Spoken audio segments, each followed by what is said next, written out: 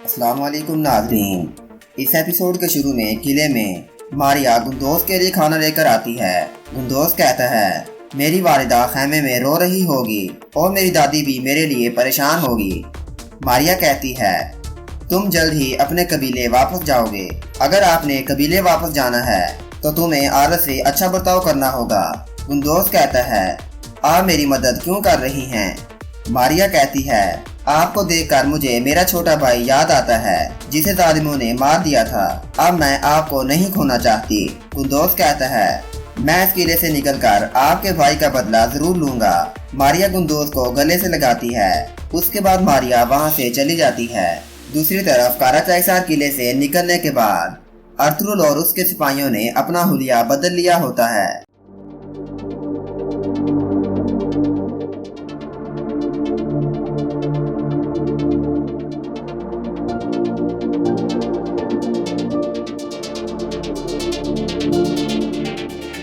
किले में कोस्तास मारिया से कहता है क्या बच्चा ठीक है मारिया? मारिया कहती है वो बहुत छोटा है कोस्तास। कोस्तास कहता है तुम कमजोर न पड़ो मारिया, ये बच्चा हमारे लिए बहुत अहम है। ये सब छुपकर ऐसे सुन रहा होता है। चावदार कबीले में कायातेकन बहादुर से कहता है जनाब सांजार जख्मी है। ये सुनकर बहादुर परेशान हो जाता है। कायातेकन कहता है जनाब मैंने उसके जख्मों पर मरहम लगा दी है, अब वो पहले से बेहतर है। बहादुर कहता है क्या तुर्गत ने सांजार का चेहरा देखा है? कायातेकन कहता है नहीं जनाब, तुर्गत उनका चेहरा नहीं देख पाया। कराजाख्तून कहती है इसका मतलब सांजार ठीक है और तुर्गत को उसका पता भी नहीं चला। बहादुर कहता है अगर उन्हें सांजार का पता नहीं भी चला तब भी वो हम पर शक करेंगे, हत्ता कि वो हमारे खिलाफ हरकत में भी आ सकते हैं। मैं पहले तुर्गत और असलिहान से मिलने जाऊंगा ताकि उन्हें हम पर शक न हो। उसके बाद मैं सांजार से मिलने जाऊंगा। किले में अर्थुल अपने सिपाहियों के साथ भेस बदलकर एसिस की दुकान में पहुंच जाता है। एसिस कहता है अर्थुल साहेब, मारिया जानती है कि गुंदोज़ को कहां रखा गया है। बमसी की मालूमात ने मेरा काम आसान कर दिया है। अर्थुल बमसी से कहता है बमसी तुमने एक बार फिर साबित कर दिया कि तुम सिपहसालार बनने के लायक हो। उसके बाद अर्थुल कहता है फिर हमें मारिया से बात करनी होगी। एसिस कहता है जनाब मैं मारिया का कमरा जानता हूँ, हम अभी ये काम सर अंजाम दे सकते हैं। अर्थुल अपने सिपाहियों से कहता है बमसी मेरे साथ जाएगा, आप सब मरकजी दरवाजे पर घात लगाकर बैठ जाना। हम गुंदोज़ को बचाने के बाद मरकजी दरवाजा खुलने से पहले किले से निकल जाएंगे और जब अगली दफा हम यहाँ आएंगे हम इंशाल्लाह किला फतह करके जाएंगे। चावदार कबीले में तुर्गत और असलिहान खाना खा रहे होते हैं। बहादुर भी अंदर आ जाता है और आकर कहता है मुझे खबर मिली है कि गुंदोज़ अगवा हो गया है। अगर इस मामले में मैं आपकी कोई मदद कर सकता हूँ तो मैं हाजिर हूँ। मेरी ताकत में जो है मैं करने के लिए तैयार हूँ। तुर्गत कहता है शुक्रिया, फिलहाल आपकी मदद की कोई जरूरत नहीं। बहादुर कहता है अगर फिर भी आपको मुझसे कुछ चाहिए तो मैं अपने खैमे में हूँगा। ये कहकर बहादुर बाहर चला जाता है। किले में तीतान आरस से कहता है गुंदोज़ को अगवा करके हमने उन्हें अच्छा झटका दिया है। आरस कहता है अब हम उन्हें इसी तरह झटके देते रहेंगे जब तक तमाम तुर्क टुकड़ों में ना बट जाएं। अब तुम यहाँ अपने आदमी बुलाओ, हम तुर्कों का दूर से मुशाहिदा करेंगे, फिर उसके मुताबिक हम अपनी हरकत में आएंगे। तीतान कहता है मुझे तवक्को है इस मामले में हमें बहुत खूनरेज़ी देखने को मिलेगी। आरस कहता है बिल्कुल होगी। ऐसे अर्थुल और बमसी को मारिया के कमरे में ला रहा होता है। बाहर खड़े दो सिपाहियों को मारने के बाद एसिड अंदर आ जाता है और आकर मारिया से कहता है तुम्हारे क्या इरादे हैं? तुमने अर्थुल के सिपाहियों को ये क्यों बताया कि तुम सिमको की गुलाम हो? मारिया कहती है तुम मेरे कमरे में जबरदस्ती कैसे आ गए?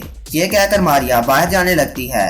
एसिड उसकी गर्दन पर खंजर रखकर कहता है जब आरस को पता चलेगा कि तुम अर्थुल के सिपाहियों के कान में सरगोशियां करती हो तो वो तुम्हें मार देगा। मारिया कहती है लानत हो तुम पर और तुम्हारे मालिक पर, वो उस छोटे बच्चे को मारने वाला था जिस तरह उसने मेरे भाई को मार दिया, मैं और बर्दाश्त नहीं कर सकती। इतने में अर्थुल अंदर आकर कहता है मारिया मेरा बेटा कहाँ है? मारिया अर्थुल को पहचान लेती है और कहती है अर्थुल साहेब मैं आपको आपके बेटे के पास लेकर जाऊंगी कि आप मेरे भाई का इनसे इंतकाम ले लें। फिर मारिया अर्तुगरुल को जेल की तरफ ले जाती है। अर्तुगरुल बमसी से कहता है, तुम यहीं रुको, मैं मारिया के साथ जाता हूँ। मारिया अर्तुगरुल को जेल के पास ले आती है। अर्तुगरुल बाहर खड़े तमाम सिपाहियों को मार देता है। मारिया एक सिपाही से चाबी लेकर जेल का दरवाजा खोलती है। अर्तुगरुल गुंदोज के पास आता है। अर्तुगरुल गुंदोज को जगाकर उसके हाथ में खंजर देता है और जेल से बाहर आ जाता है। इतने में बहुत सारे सिपाही वहां आकर अर्तुगरुल पर हमला कर देते हैं। इतने में एसिड और बमसी भी वहां आ जाते हैं। फिर उन सब के दरमियान लड़ाई शुरू हो जाती है।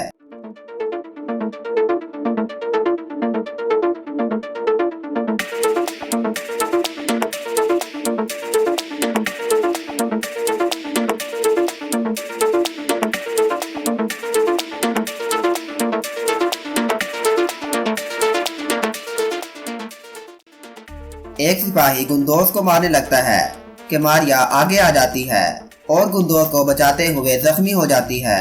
अर्तुगरुल भी तमाम सिपाहियों का काम तमाम करके मारिया के पास आता है। मारिया कहती है, अर्तुगरुल साहेब, अब आप किले से जल्दी चले जाएं और मेरे भाई का इंतकाम लें। अर्तुगरुल कहता है, मैं आपको अकेला नहीं छोड़ूंगा। लेकिन मारिया के बार बार इसरार करने पर अर्तुगरुल वहां से चला जाता है।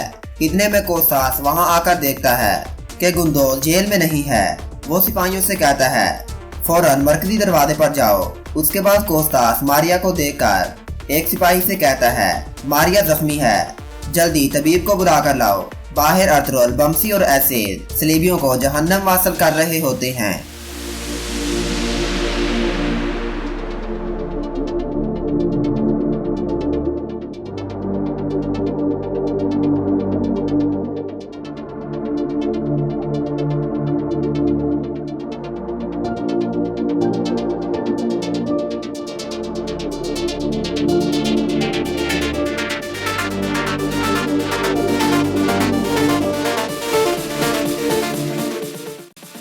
कोस्तास आरस से आकर कहता है, वो लोग गुंदोज को जेल से ले गए हैं और मारिया भी जख्मी है। ये सुनकर आरस गुस्से में कोस्तास को मारने लगता है और कहता है, फौरन किले के तमाम दरवाजे बंद कर दो। वो यहाँ से भागने नहीं चाहिए। बाहर अर्तुगरुल और सलेबियों के दरमियान लड़ाई जारी होती है।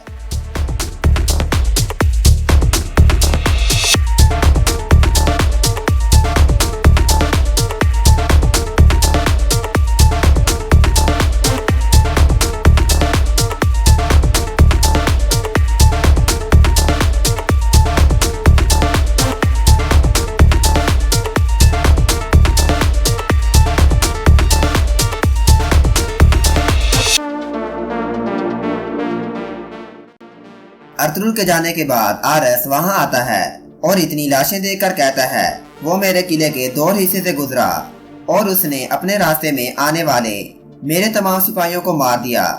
अर्तुगरुल, मैं तुमसे इसकी कीमत जरूर चुकाऊंगा। फिर आरस अपने सिपाहियों से कहता है, फौरन मरकजी दरवाजा बंद कर दो। अर्तुगरुल गुंदोज को लेकर कबीले की तरफ रवाना हो जाता है।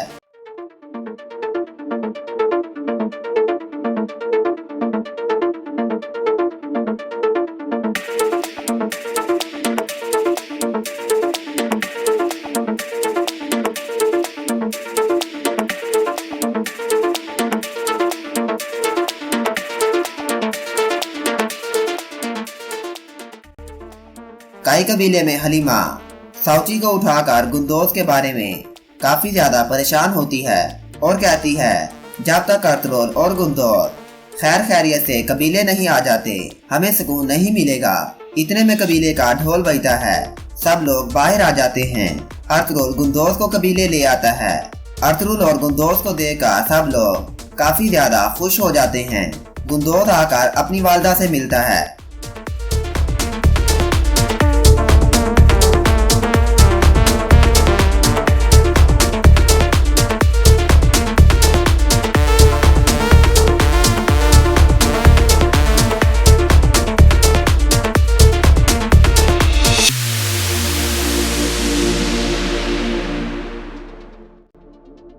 हलीमा अर्तुगरुल से कहती है, मेरे दिल में आग जल रही थी। गुंदोज के वापस आने से अब मुझे किसी चीज की परेशानी नहीं है, चाहे पूरी कायनात भी मेरे ऊपर गिर जाए। अर्तुगरुल कहता है, हमारे पास ना तो कोई बेटा और ना कोई जमीन का टुकड़ा है जो हम सलीबियों को देंगे। अब इन सलीबियों के जलने का वक्त है। हमारी जद्दोजहद का वक्त आ गया है।